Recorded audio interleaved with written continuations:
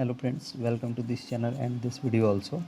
इस वीडियो में हम लोग एसएससी सीएचएसएल 2024 में आए हुए इंग्लिश के पेपर का सॉल्यूशन करने वाले हैं 11 जुलाई की फोर्थ शिफ्ट का, और ये हमारा लास्ट शिफ्ट है। ठीक है, मतलब इसके बाद सीएचएसएल 2024 के इंग्लिश के पेपर का सॉल्यूशन हमारा कंप्लीट हो जाएगा। तो चलिए स्टार्ट करते हैं। आज का पहला क्वेश्चन है, ग्रामेटिकल एरर हमें ढूंढना है।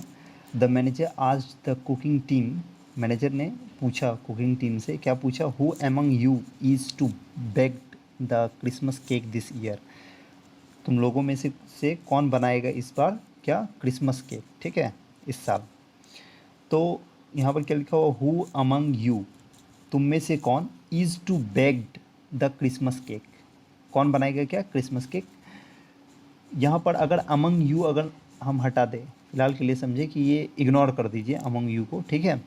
समझते हैं कि अमंग यू यहाँ है ही नहीं, तो क्या हो जाएगा? Who is to bake the Christmas cake, who is to bake the Christmas cake, मतलब क्रिसमस केक कौन बनाने वाला है।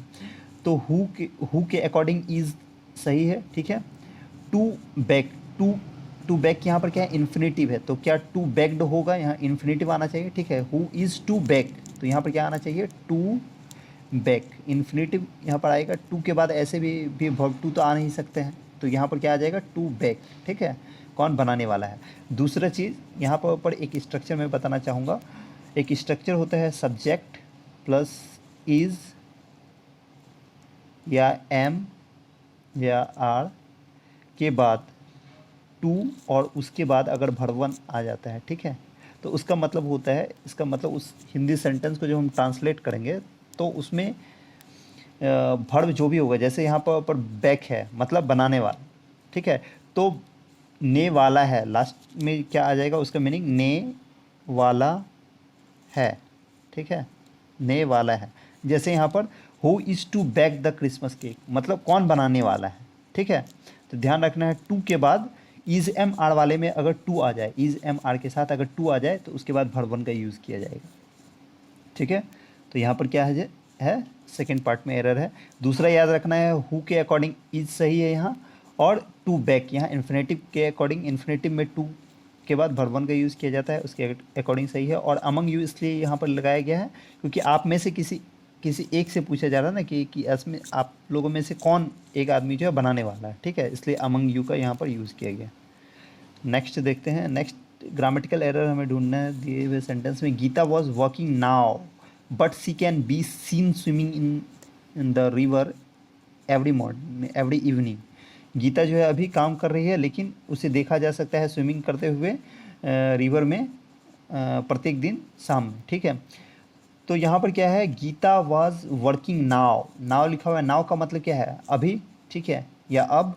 तो ये प्रेजेंट टेंस को दिखाता है। नाउ किस चीज़ को दिखाता है? प्रेजेंट टेंस को दिखाता है, ठीक है, प्रेजेंट टेंस को दिखाता है। और जब प्रेजेंट टेंस को दिखा रहा है तो यहाँ पर पास्ट टेंस के लिए ये वॉज का यूज़ किया गया है, जो गलत है। तो यहाँ पर क्या आ जाना चाहिए? गीता इज़, क्या आ जाएगा? गीता इज़, ठीक है, क्या आ जाएगा? Geeta is working now, is working now, ठीक है, ये सही हो। नेक्स्ट देखते हैं। नेक्स्ट हमें इन ग्रामेटिकली इनकरेक्ट सेंटेंस को ढूंढना है। दे हार्डली मीट ईच अदर, वे लोग जो है मुश्किल से मिलते हैं एक दूसरे से। They quite meet each other, वो लोग जो है पर्याप्त रूप से मिलते हैं एक दूसरे से। They often meet each other, वे लोग प्रायः मिलते हैं एक दूसरे से। They always meet each other, वे लोग हमेशा मिलते हैं एक दूसरे से। तो यहाँ पर हर एक सेंटेंस में सिर्फ जो डिफरेंस है वो क्या है? यहाँ पर एडवर्ब का डिफरेंस है। जैसे यहाँ हार्डली का यूज़ किया गया है, यहाँ क्वाइट का यूज़ किया गया है, यहाँ ऑफन का यूज़ किया गया, और यहाँ ऑलवेज का यूज़ किया गया है। तो यहाँ पर इस सेंटेंस में आप देखेंगे कि हार्डली का यूज़ किया गया है, मतलब हार्डली का मतलब ना के बराबर होता है, ठीक है। तो यहाँ पर मिलना जो है ना के बराबर है, तो इस सेंटेंस में जो है ये मतलब ग्रामेटिकली पूरा करेक्ट है। दूसरा एक थर्ड नंबर वाला हम देखते हैं। थर्ड वाला जो सेंटेंस दिया गया है, ये लिखा हुआ है ही ऑफन, ऑफन मतलब प्रायः मिलते हैं, तो ये भी ग्रामेटिकली सही है। दे ऑलवेज, हमेशा मिलते हैं, ये भी सही है। लेकिन यहाँ पर जो दिया हुआ है they quite meet each other, ये गलत है। क्यों गलत है? क्योंकि यहाँ पर जो दिया हुआ है क्वाइट, जो ये एडवर्ब है, एक ध्यान रखना है। क्यू QUIET, अगर ये क्वाइट होता है तो ये नाउन होता है, ठीक है। इसका मतलब होता है शांति से, ठीक है।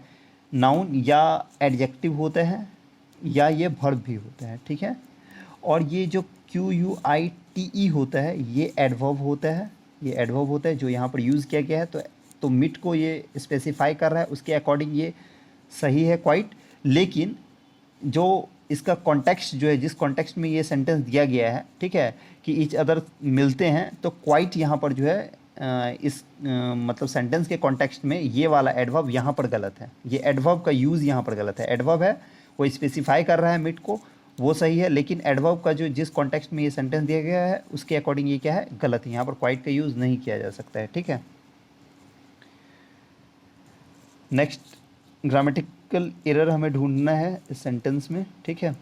The new secretary does not likes me, नए सेक्रेटरी जो हैं सचिव वो मुझे पसंद नहीं करते हैं। तो डज नॉट के बाद डू नॉट या डज नॉट के बाद लाइक्स तो यूज़ नहीं करते ना, यहाँ पर क्या आना चाहिए, लाइक मी, ठीक है। डू नॉट या डज नॉट के बाद वर्ब वन का यूज़ किया जाता है, तो लाइक्स नहीं लाइक होना चाहिए। नेक्स्ट है comprehension. Teachers blank given continuous opportunities for self improvement and to learn the latest innovations and advances in their profession। Teachers blank given, ठीक है, टीचर्स को दिया जाएगा कंटिन्यूस अपॉर्चुनिटी, ठीक है, लगातार अपॉर्चुनिटी, लगातार अवसर दिया जाएगा फॉर सेल्फ इम्प्रूवमेंट, खुद के इम्प्रूवमेंट के लिए, ठीक है, खुद के सुधार के लिए, ठीक है, आत्म सुधार के लिए, एंड टू लर्न और सीखने के लिए the latest innovations and advances in their profession, उनके प्रोफेशन में, उनका जो पेशा है पढ़ाने का, उनमें जो लेटेस्ट जो भी इनोवेशन हो रहे हैं, जो भी आविष्कार हो रहे हैं, ठीक है, नए नए चीज़ आ रहे हैं, या जो भी चीज़ मतलब एडवांस हो रहे हैं, ठीक है, जो भी चीज़ उसमें उनके पढ़ाने के क्षेत्र में जो भी प्रगति किया जा रहा है उसे सीखने का क्या दिया जाएगा, उन्हें कॉन्टिन्यूस अपॉर्चुनिटी दिया जाएगा। तो यहाँ पर क्या है, ब्लैंक की जगह क्या आना चाहिए, will be, can be, would be, shall be. तो जब यहाँ पर आगे बताया गया है इस सेंटेंस में कि लेटेस्ट इनोवेशन एंड एडवांसेस उनके प्रोफेशन में उसको लर्न करने के लिए दिया जाएगा, तो यहाँ पर वुड भी तो होगा ही नहीं, ये तो पास्ट को दिखाएगा। जब लेटेस्ट एडवांसेस या इनोवेशंस क्या हो जाएगा, अभी या तो प्रेजेंट टाइम में जो हो रहा है या फ्यूचर में होगा, तो ये पास्ट को नहीं दिखा सकता, इसलिए वुड भी नहीं होगा। सेल तो यहाँ पर आ ही नहीं सकता है, क्योंकि टीचर्स के साथ सेल का यूज़ कर नहीं सकते हैं, सेल का यूज़ आई या वी के ही साथ यूज़ कर सकते हैं, ये नहीं होगा। कैन बी का मतलब हो जाएगा दिया जा सकता है, दिया जा सकता है या दिया जाएगा, आगे भी दिया जाएगा, अभी भी दिया जा रहा है और आगे भी दिया जाएगा, ठीक है, अभी भी दिया जा रहा है और आगे भी अपॉर्चुनिटी दिया जाएगा। तो दिया जा नहीं सकता है, दिया जाता है, ठीक है, और दिया जाएगा, इसलिए विल बी यहाँ पर क्या हो जाएगा, अप्रोप्रिएट हो जाएगा, ठीक है। ईच टीचर, प्रत्येक teacher, blank expected, each teacher blank expected to participate in at least 50 hours of CPD opportunities every year for their own professional development, ठीक है। हर एक टीचर से ब्लैंक किया जाता है, क्या किया जाता है, ब्लैंक एक्सपेक्टेड, मतलब आशा किया जाता है कि वो क्या करे, पार्टिसिपेट करे, ठीक है, सम्मिलित हो कम से कम 50 घंटे के CPD अपॉर्चुनिटी में, ठीक है।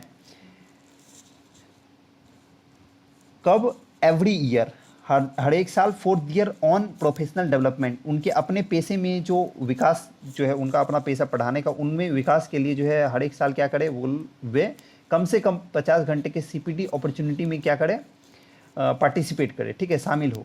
तो एवरी टीचर ब्लैंक एक्सपेक्टेड, हर एक टीचर से ब्लैंक एक्सपेक्ट किया जाता है, क्या किया जाता है, shall be expected, can be expected, would be expected या विल बी एक्सपेक्टेड। देखिए मैंने पहले ही बताया कि यहाँ वुड बी एक्सपेक्टेड, जब पास्ट की बात नहीं की जा रही तो वुड बी एक्सपेक्टेड यहाँ पर नहीं हो सकता है आंसर, ठीक है।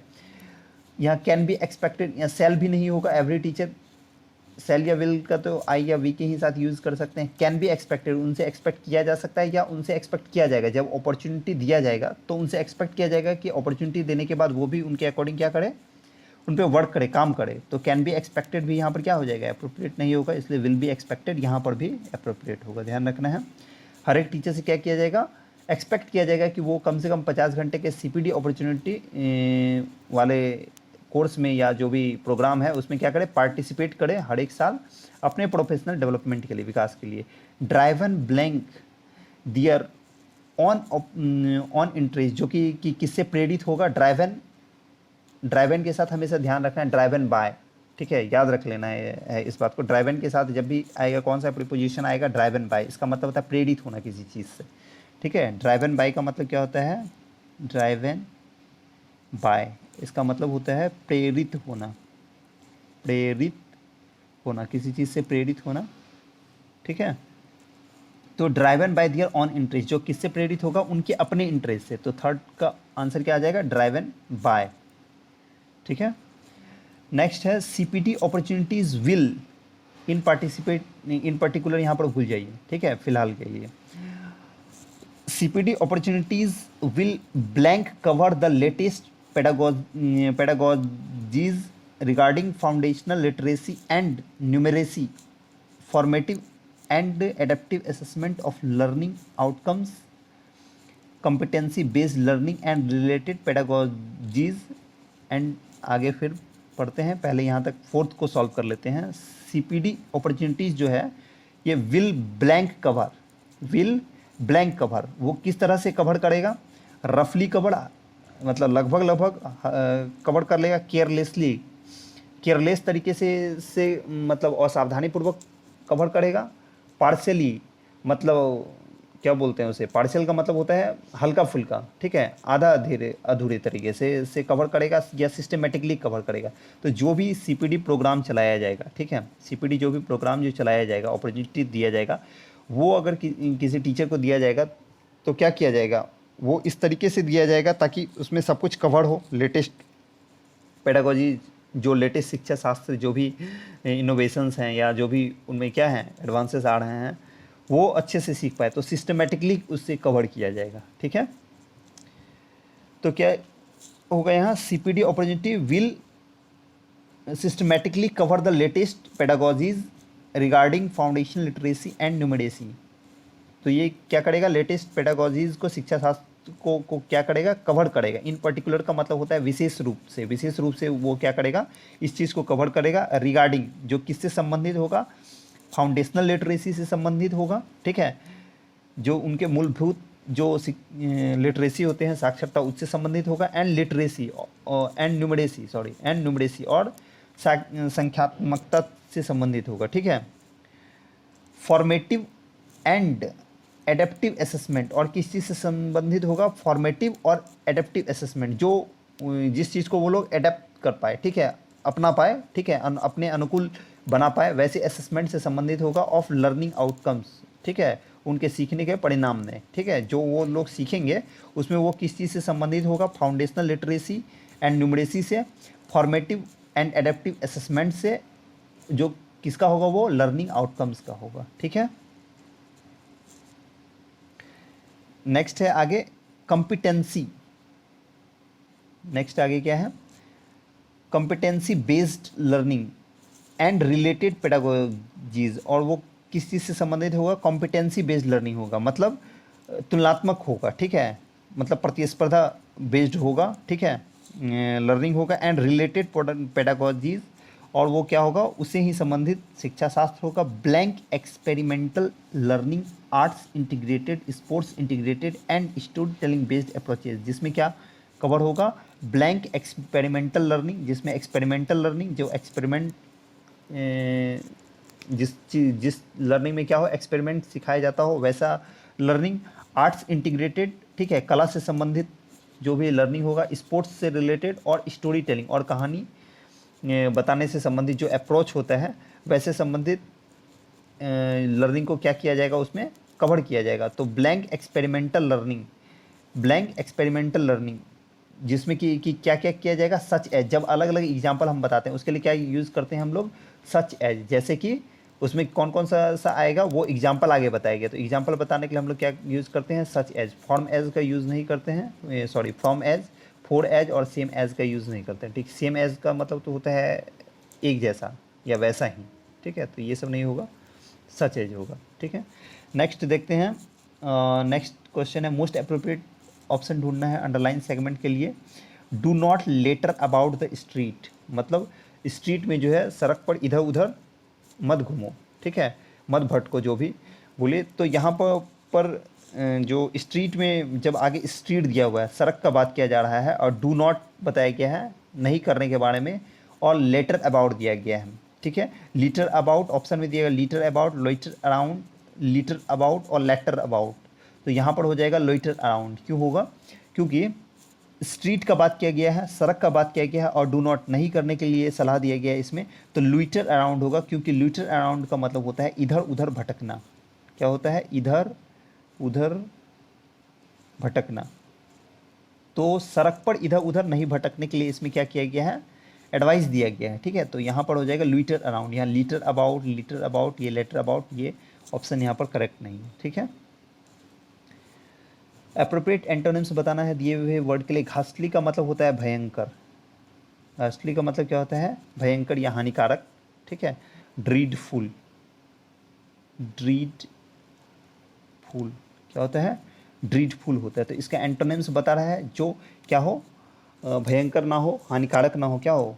एजिटेटेड। एजिटेटेड का मतलब तो होता है व्यथित होना, किसी चीज़ से परेशान होना, ठीक है, चिंतित होना या उत्साहित होना, जो भी बोलिए। क्या लिखेंगे? एजिटेटेड मतलब उत्साहित, एजिटेटेड मतलब उत्साहित, एक्साइटेड, एक्साइटेड। बीटर का मतलब होता है कड़वा। बीटर का मतलब क्या होता है? कड़वा, ठीक है, मतलब सौर, ठीक है। रिलैक्सिंग का मतलब होता है आराम प्रदान करने वाला, आराम देने वाला, आराम देने वाला। क्या होता है? आराम देने वाला, ठीक है। प्लीजेंट, इसका आंसर क्या हो जाएगा? प्लीजेंट, जो प्लीजेंट हो, जो सुखद हो, ठीक है, जो क्या हो? सुखद हो, प्लीजेंट हो, डिलाइटफुल हो,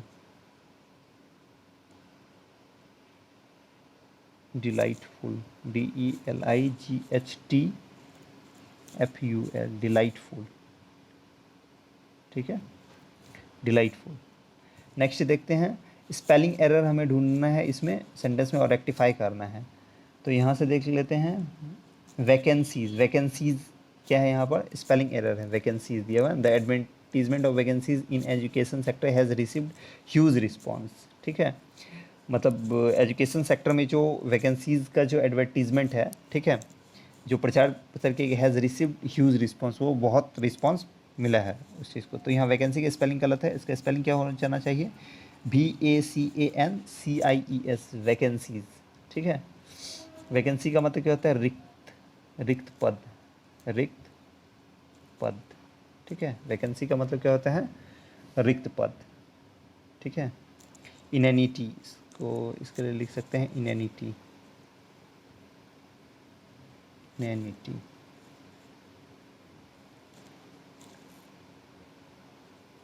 नेक्स्ट देखते हैं हम।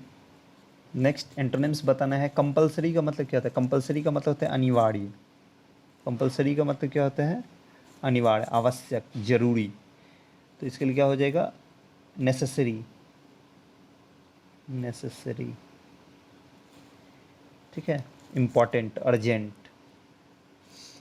तो इसके लिए क्या एंटोनिम्स बताना है? मतलब जो अनिवार्य ना हो, ठीक है।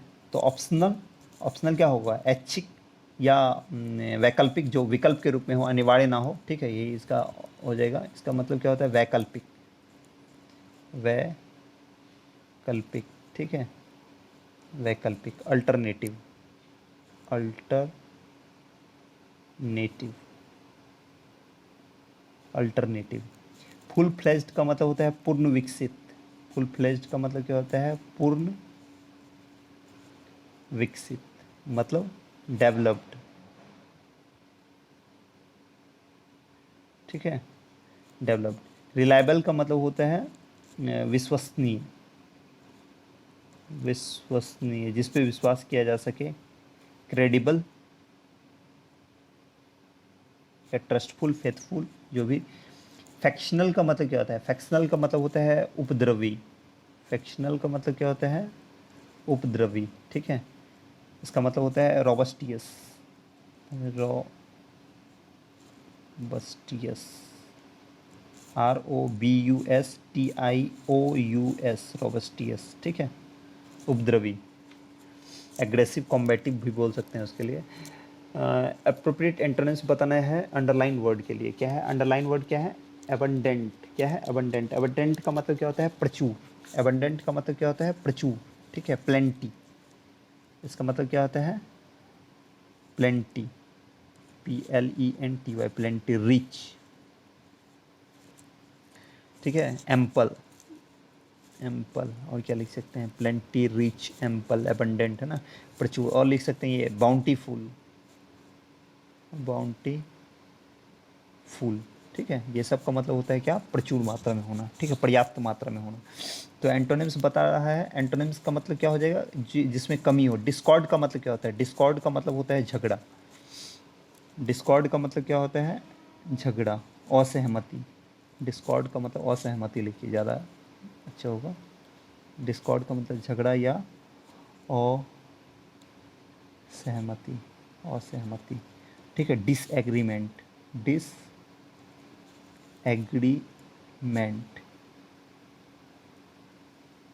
डिसएग्रीमेंट, डिस्कॉर्ड का मतलब डिसएग्रीमेंट। फ्लोरिश का मतलब होता है बढ़ना, फ्लोरिश का मतलब क्या होता है बढ़ना, फलना फूलना, ठीक है, ग्रो करना, डेवलप करना, ग्रो करना या डेवलप करना जो भी। एले का मतलब क्या होता है, एले का मतलब होता है कम करना, किसी चीज़ को कम करना, ठीक है, क्या करना कम करना, रिड्यूस करना, REDUCE, रिड्यूस करना, ठीक है। डेफिशिएंट का मतलब क्या होता है, डेफिशिएंट का मतलब होता है कम, ठीक है, जो कम हो, पर्याप्त ना हो, ठीक है, प्रचुर ना हो, ठीक है, तो यही आंसर हो जाएगा, ठीक है। यहाँ तो है कम करना, ये वर्ब है ना, और एबंडेंट ये क्या है नाउन है, ठीक है, सॉरी नाउन मैं बोल रहा हूँ, क्या है एडजेक्टिव है। तो यहाँ क्या हो जाएगा डेफिशिएंट कम, ठीक है, क्या हो जाएगा स्कैंट, स्कैंट, ठीक है। नेक्स्ट देखते हैं, नेक्स्ट क्वेश्चन है fill in the blanks, appropriate fill in the blanks. The artist received a blank, artist ने रिसीव किया, प्राप्त किया, a blank from the audience, audience से ब्लैंक प्राप्त किया। तो plenty of applause, bunch of applause, round of applause या handful of applause. मतलब यहाँ पर बताया जा रहा है सेंटेंस में, इसका क्या मीनिंग है सेंटेंस का, आर्टिस्ट ने रिसीव किया ऑडियंस से प्रशंसा, ठीक है, तो प्रशंसा प्राप्त करना का इंग्लिश होता है राउंड ऑफ अप्लॉज, ठीक है, receive a round of applause, a round of applause का मतलब क्या होता है प्रशंसा, ठीक है, एप्रिसिएशन बोल सकते हैं, एप्रिसिएशन, एप्रिसिएशन, ठीक है। नेक्स्ट है अप्रोप्रिएट सिनोनिम्स हमें बताना है। रिवॉल्यूशन का मतलब क्या होता है, रिवॉल्यूशन का मतलब होता है परिक्रमा या घूर्णन, परिक्रमा या घूर्णन, ठीक है, रिवॉल्यूशन का मतलब क्या होता है परिक्रमा या घूर्णन, ठीक है, घूमना जिसे बोलते हैं। क्या इसके लिए और क्या सिनोनिम्स बोल सकते हैं, रोटेशन बोल सकते हैं, रोटेशन, रोटेशन बोल सकते हैं, ठीक है, स्पिन बोल सकते हैं, रोल बोल सकते हैं, रोल का भी मतलब घूमना होता है, ठीक है। तो ये इसके सिनोनिम्स हो जाएंगे, हमें सिनोनिम्स ही बताना है। सिनोनिम्स क्या हो जाएगा, हार्मनी, हार्मनी का मतलब तो होता है सामंजस्य, और गिरेशन का मतलब क्या होता है, गिरेशन का मतलब होता है परिक्रमा, ठीक है, घूर्णन, ये इसके सिनोनिम्स हो जाएंगे। स्टैग्नेशन मतलब स्थिरता, ऑर्डर का मतलब क्रम, ऑर्डर का मतलब क्या होता है क्रम। हार्मोनी का मतलब क्या होता है, हार्मोनी का मतलब होता है सामंजस्य, सामंजस्य, ठीक है, कॉर्डायल, कॉर्डायल बोल सकते हैं इसे, सामंजस्य। स्टैग्नेशन का मतलब क्या होता है स्थिरता, स्थिरता, स्टैग्नेशन मतलब होता है स्थिरता किसी चीज़ का। Stability, stability, stability. ऑर्डर का मतलब होता है क्रम, ऑर्डर का मतलब क्या होता है क्रम, सीरीज, ठीक है। नेक्स्ट देखते हैं, नेक्स्ट क्वेश्चन है हमारा, बताना है मोस्ट अप्रोप्रिएट ऑप्शन किसके लिए, अंडरलाइन सेगमेंट के लिए। Well I prefer eating at home from eating out, मैं क्या करता हूँ प्रीफर करता हूँ, पसंद करता हूँ eating at home to eating out, ठीक है, क्या करना मतलब बाहर खाने की अपेक्षा घर में खाना पसंद करता हूँ। तो प्रीफर का मतलब होता है किसी चीज़ की अपेक्षा, ठीक है, मतलब दो चीज़ है, कंपेयर में किसी चीज़ को ज़्यादा पसंद करना, वो इसके लिए प्रीफर का यूज़ किया जाता है। और प्रीफर के साथ जो है प्रीपोजिशन टू का यूज़ किया जाता है, फ्रॉम का यूज़ गलत है, प्रीफर के साथ टू का यूज़ किया जाता है। टू किस में है, यहाँ पे है टू, ठीक है। तो preferred, I prefer eating at home to eating out, ठीक है। बाहर खाने से ज़्यादा मैं क्या करता हूँ, की अपेक्षा मैं पसंद करता हूँ घर पे खाना, ठीक है। नेक्स्ट है situation, based on the situation in the sentence, sentence के सिचुएशन के आधार पे क्या बताना है, select the most appropriate idem, idem को हमें चुनना है जो इस सेंटेंस के सिचुएशन पे क्या हो, बेस्ट फिट हो, ठीक है। After many years of rivalry, बहुत सालों के एक राइवलरी के बाद, दुश्मनी के बाद, ठीक है। द टू स्कूल्स, दो स्कूल क्या किए, डिसाइडेड, क्या किए, डिसाइडेड मतलब निर्णय किए, टू ब्लैंक, ब्लैंक करने का, ठीक है। And participate in a national event together, और पार्टिसिपेट करने का नेशनल इवेंट में एक साथ, ठीक है। तो बहुत दिनों के दुश्मनी के बाद दो स्कूल ने क्या किया, डिसाइड किया ब्लैंक करने का, क्या करने का, ब्लैंक करने का। तो राइवलरी के बाद जब ब्लैंक करेगा मतलब पहले दुश्मनी था तो अब मित्रता करेगा, तभी तो एंड पार्टिसिपेट, और पार्टिसिपेट करेगा नेशनल इवेंट में एक साथ, तो मित्रता होगा उसके बाद ही करेगा ना। तो यहाँ पर क्या आ जाएगा, go cold turkey, bell the cat, be in the doldrums, या bury the hatchet, bury the hatchet, इसके लिए क्या आ जाएगा, बड़ी द हैचेट। इसका मतलब होता है शत्रुता समाप्त करना। इसका मतलब क्या होता है, बड़ी द हैचेट का मतलब होता है शत्रुता समाप्त करना, शत्रुता समाप्त करना, ठीक है। इसका मतलब होता है शत्रुता समाप्त करना, या क्या लिख सकते हैं इसके लिए, इंग्लिश में लिख देता हूँ, टू मैक पीस, ठीक है, शांति लाना, ऐसे बोल सकते हैं। टू मैक पीस भी बोल सकते हैं, ठीक है, शांति लाना।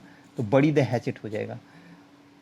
अदर आइटम्स को भी हम लोग देख सकते हैं, पर यहाँ पर क्या है, ज़्यादा जगह नहीं है, तो क्या करें, नेक्स्ट पेज में देख लेते हैं, नेक्स्ट पेज में देख लेते हैं, ठीक है। क्या था, नेक्स्ट था गो कोल्ड टर्की, गो कोल्ड टर्की, गो कोल्ड टर्की। इसका मतलब क्या होता है, इसका मतलब होता है किसी आदत को छोड़ना, किसी आदत को छोड़ना, ठीक है, किसी आदत को छोड़ना।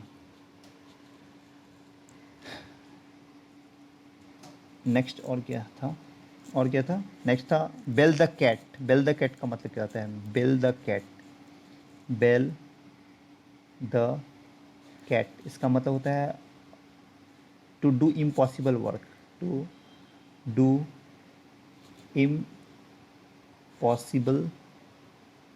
वर्क, असंभव कार्य को करना, इम्पॉसिबल वर्क को करना, ठीक है। नेक्स्ट और क्या था, बी इन द डोल्ड्रम्स, क्या है, be in the doldrums, be in the doldrums, DOLDRUMS, doldrums, be in the doldrums. इसका मतलब क्या होता है, इसका मतलब होता है दुखी होना, इसका मतलब क्या होता है, दुखी होना, दुखी होना, ठीक है। मतलब to be sad, to be sad, और एनर्जी लेस, या एनर्जी ख़त्म हो जाना, ठीक है, दुखी हो जाना, ENERGY, energy less, energy less होना, ठीक है। सॉरी, एक मिनट, एक मिनट, एक मिनट, एक मिनट, एक मिनट,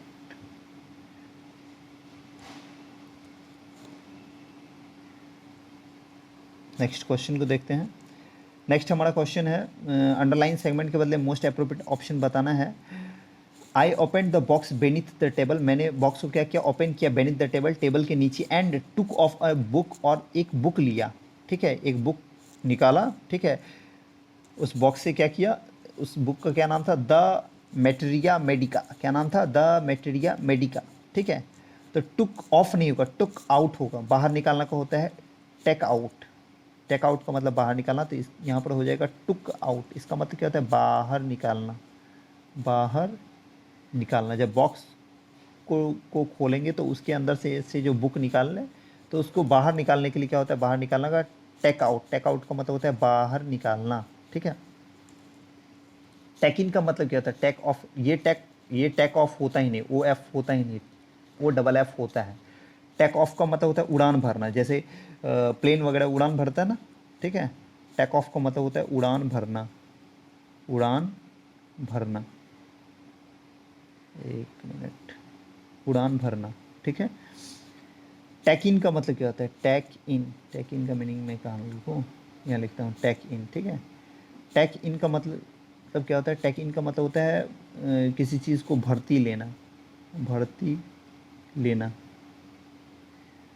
ठीक है। भरना किसी चीज़ को, सीधा ये बोल सकते हैं। नेक्स्ट क्वेश्चन देखते हैं। नेक्स्ट क्वेश्चन क्या है, नेक्स्ट क्वेश्चन है एंटोनिम्स बताना है अंडरलाइन वर्ड के लिए। अनसेटल्ड। अनसेटल्ड का मतलब क्या है, अनसेटल्ड का मतलब होता है अनिश्चित। अनसेटल्ड का मतलब क्या होता है, अनिश्चित, ठीक है। अनसेटल्ड का मतलब अनिश्चित। इनडेफिनिट, इनडेफिनिट, इनडेफिनिट, ठीक है। या और क्या बोल सकते हैं, इनडिटरमाइंड, इनडिटरमाइंड, इनडिटरमाइंड, ठीक है। और निश्चित हो, जो निश्चित ना हो। तो यहाँ क्या हो जाएगा, ट्रिम्फेंट। इसका मतलब तो होता है विक्ट्री। ट्रिम्फेंट का मतलब क्या होता है, विक्ट्री होता है। इसका मतलब होता है विक्ट्री, विजय, ठीक है, जीत। रेटिसेंट का मतलब क्या होता है, रेटिसेंट का मतलब होता है अल्पभाषी, टैसीटर्न, टैसीटर्न, TURN, ठीक है। Taciturn, TACITURN, taciturn. एक मिनट में ठीक से लिख देता हूँ। टैसीटर्न क्या होता है, टैसीटर्न, TACITURN। टैसीटर्न का मतलब होता है अल्पभाषी, जो कम बोलता हो, ठीक है, अल्पभाषी, अल्पभाषी, ठीक है। नेक्स्ट है टेंजेंट। टेंजेंट का मतलब होता है स्पर्श रेखा, जो मैथ में हम लोग पढ़ते हैं, ठीक है। ये है कॉन्फिडेंट। तो इसका आंसर क्या हो जाएगा, कॉन्फिडेंट होना, मतलब आश्वस्त होना, किसी चीज़ के लिए निश्चित होना, ठीक है, आश्वस्त होना। कॉन्फिडेंट का मतलब क्या होता है, आश्वस्त, आश्वस्त, ठीक है। कॉन्फिडेंट होना, आश्वस्त होना, निश्चित होना किसी चीज़ के लिए। नेक्स्ट है अंडरलाइन सेगमेंट के लिए मोस्ट अप्रोप्रिएट ऑप्शन हमें ढूंढना है। एक्सपीरियंस्ड का मतलब क्या है, एक्सपीरियंस्ड का मतलब होता है अनुभव, अनुभवी, अनुभवी। एक्सपीरियंस का मतलब अनुभव, एक्सपीरियंस्ड का मतलब अनुभवी, ठीक है। तो इसके लिए अप्रोप्रिएट ऑप्शन मतलब सिनोनिम्स ढूंढना है।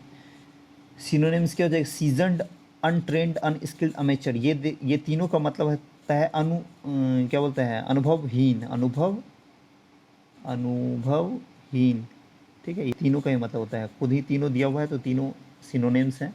ये तीनों ही याद कर लेंगे, काफ़ी है। और ये है इसके सिनोनिम्स, सीजनड, ठीक है, अनुभवी। एक्सपीरियंस का मतलब सीजनड, एक्सपर्ट होना किसी चीज़ का, एक्सपर्ट, ठीक है, अनुभवी होना, ठीक है। नेक्स्ट है एंटोनिम्स बताना है अंडरलाइन वर्ड के लिए। डिस्क्रीशन। डिस्क्रीशन का मतलब क्या होता है, डिस्क्रीशन का मतलब क्या होता है, डिस्क्रीशन का मतलब होता है बुद्धि, विवेक। डिस्क्रीशन का मतलब होता है बुद्धि या विवेक, किसी के विवेक, बुद्धि या विवेक, ठीक है। इसको इंग्लिश में क्या बोल सकते हैं, विजडम। यहाँ ओ सॉरी, ये तो एंटोनिम्स पूछे जा रहा है ना सेंटेंस में, एक मिनट। इसके लिए क्या बोल सकते हैं, इसके सिनोनिम्स हो जाएंगे विजडम। ये जो विजडम दिए गए इसके सिनोनिम्स है, ठीक है। विजडम, प्रूडेंस बोल सकते हैं, प्रूडेंस, ठीक है। सेंस बोल सकते हैं, सेंस, ठीक है।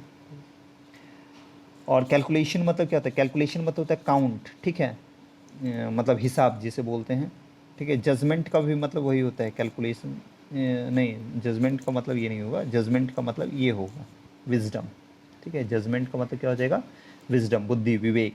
ये इसके सिनोनिम्स हैं। और इन अटेंशन का मतलब क्या होता है, इन अटेंशन का मतलब होता है आनाकानी, असावधानी, जिसमें क्या हो, मतलब बुद्धि विवेक का यूज़ ना किया जाए, असावधानी। इन अटेंशन का मतलब क्या होता है, असावधानी, असावधानी, ठीक है, जिसमें अपने विजडम का यूज़ ना किया गया, ठीक है। तो ये क्या हो जाएगा, इसका आंसर हो जाएगा। नेक्स्ट देखते हैं हम। नेक्स्ट है एडम्स फ्रेजेस के मीनिंग बताने हैं। तो जैक ऑफ ऑल ट्रेड्स, इसका मतलब क्या होता है, जैक ऑफ ऑल ट्रेड्स का मतलब होता है मतलब जो हर काम करने में क्या हो, कैपेबल हो। A person a person who can do any work, वो कोई भी काम कर सकता हो, बट लेकिन क्या ना हो, but not an expert in anything, लेकिन किसी चीज़ के एक्सपर्ट ना हो, बस कर सकता है लेकिन किसी चीज़ का एक्सपर्ट ना हो, वो क्या होता है, जैक ऑफ ऑल ट्रेड्स कहलाता है। ठीक है, तो उसके लिए कौन सा ऑप्शन हो जाएगा, an expert of many jobs, नहीं, एक्सपर्ट तो है ही नहीं। गुड कम्युनिकेटर, ये भी नहीं है। ठीक है, बिजनेसमैन भी नहीं। A person who can do many things but is not an expert in any, किसी में एक्सपर्ट ना होना लेकिन बहुत कुछ करना, ये हो जाएगा। पार्ट्स ऑफ स्पीच जो है दिया गया है parts of the following sentence, sorry, इस सेंटेंस का पार्ट्स दिया गया है, इसमें से कौन सा जो है रॉन्ग है, ठीक है, वो बताना है, जिसमें स्पेलिंग एरर है। तो आई वॉज अलार्म्ड, मैं क्या था, चिंतित था। लेस्ट वी शुड बी रैग्ड, कहीं हम लोग क्या ना हो जाए, बर्बाद ना हो जाए। रैग का मतलब होता है बर्बाद होना, कि हम लोग बर्बाद ना हो जाए, लेकिन यहाँ रैग का स्पेलिंग गलत है। रैग्ड का स्पेलिंग यहाँ पर तो इसमें एरर हो जाएगा, बी रैग्ड। यहाँ रैग का स्पेलिंग होता है WRECK, ठीक है, यहाँ पर हो जाएगा WRECKED। रैग्ड का मतलब होता है बर्बाद होना। ठीक है, रैग का मतलब क्या होता है, बर्बाद होना, बर्बाद होना। ठीक है, नेक्स्ट है अप्रोप्रिएट सिनोनिम्स बताएं, लास्ट क्वेश्चन है हमारे इस सेट का। ठीक है, कैंडिड, कैंडिड का मतलब क्या होता है, कैंडिड का मतलब होता है क्लियर। ठीक है, क्लियर, ऑनेस्ट, क्लियर होना, ऑनेस्ट होना। ठीक है, जेन्युइन होना, जेन्युइन। ठीक है, डाउन राइट, डाउन राइट, ये सब सिनोनिम्स हो जाएंगे इसके। ठीक है, मतलब कैंडिड का मतलब होता है स्पष्ट, स्पष्ट या ईमानदार, स्पष्ट या ईमानदार। ठीक है, तो इसके सिनोनिम्स पूछे जा रहे हैं, क्या हो जाएगा, ये ऑनेस्ट, क्या हो जाएगा, ऑनेस्ट मतलब ईमानदार। क्रूएल का मतलब क्या होता है, क्रूर, क्रूएल का मतलब क्या होता है, क्रूर। ब्रूटल, इसका मतलब क्या होता है, क्रूर, ब्रूटल, क्रूर। क्रूएल का मतलब होता है ब्रूटल, ब्रूटल, क्रूर। ठीक है, और क्या है, टॉप, टॉप का मतलब क्या होता है, टॉप का मतलब होता है शीर्ष, टॉप का मतलब क्या होता है, शीर्ष, ऊंचाई। ठीक है, एपेक्स। और क्या है, ब्राइट, ब्राइट का मतलब क्या होता है, ब्राइट का मतलब होता है उज्ज्वल, रेडिएंट, क्या होता है, रेडिएंट, उज्ज्वल, प्रकाशमान, उज्ज्वल। ठीक है, प्रकाशमान, जो भी बोलिए। तो ये था हमारा लास्ट क्वेश्चन, और इस सेट के साथ जो है हमारा क्या होता है, CHSL का सारा शिफ्ट्स कंप्लीट होता है। ठीक है, तो thanks for watching this video, and if you like this video, do subscribe the channel and share with your friends, and for PDFs you can join our telegram channel SSC English by Satyajit। तो हमारा CHSL का जब complete हो गया है, तो अब कौन सा मतलब किस एग्ज़ाम का जो है अब हम लोगों को शिफ्ट वाइज कंप्लीट करना है सेट, वो आप लोग कमेंट सेक्शन में हमें सजेस्ट करें। ठीक है, तो हम उस पर कंसीडर करते हैं और फिर स्टार्ट करते हैं। थैंक यू, धन्यवाद।